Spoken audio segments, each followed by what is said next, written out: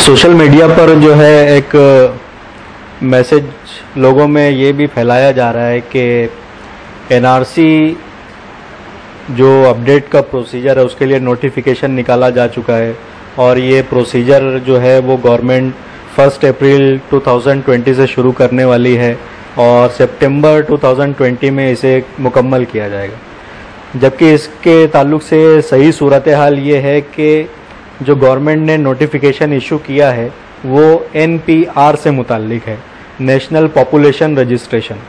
NPR और NRC दोनों बहुत ही मुख्तलिफ चीज़ें हैं। एनपीआर जो है वो जिस तरह से सेंसस आज तक चला आ रहा है, हर 10 साल पर जो लोगों के डेटा कलेक्ट किए जाते हैं ताकि पूरी पॉपुलेशन का रिकॉर्ड क्रिएट किया जाए, तो नेशनल पॉपुलेशन रजिस्टर जो है एनपीआर उसका नाम है।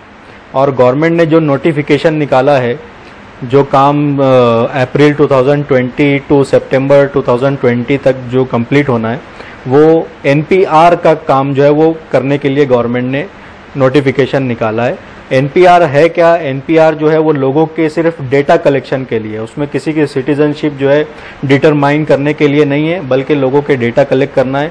इसमें सिर्फ गवर्नमेंट ने एक चीज़ जो है और बढ़ा दी है कि सेंसस में सिर्फ लोगों की मालूमात इकट्ठा की जाती थी, अब नेशनल पॉपुलेशन रजिस्टर में लोगों की तमाम मालूमात और उसके अलावा लोग जो है उनके एड्रेस डिटेल, वो लोग कहाँ रिहाइश पजीर हैं पिछले गुज़िश्ता 6 महीनों से या आगे के 6 महीनों में, इसका रिकॉर्ड क्रिएट किया जाएगा। और इनके साथ ही साथ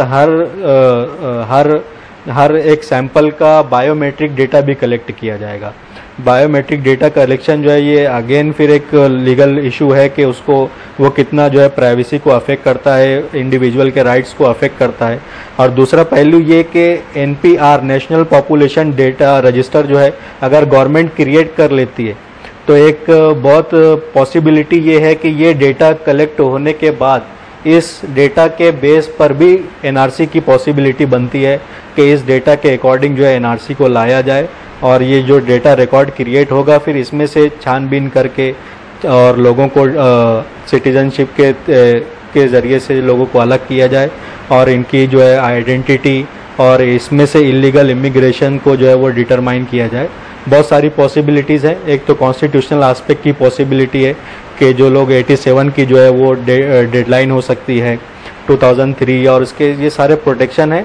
और एनपीआर का भी अगर डेटा क्रिएट होता है तो ये भी गवर्नमेंट के पास एज एन ऑप्शन अवेलेबल है एनआरसी को अपडेट करने के लिए, बेस बनाने के लिए।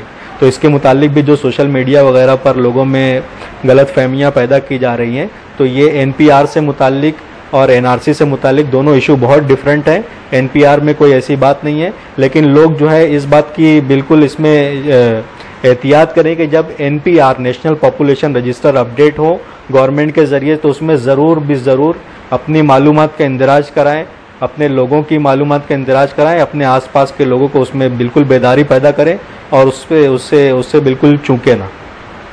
Thank you.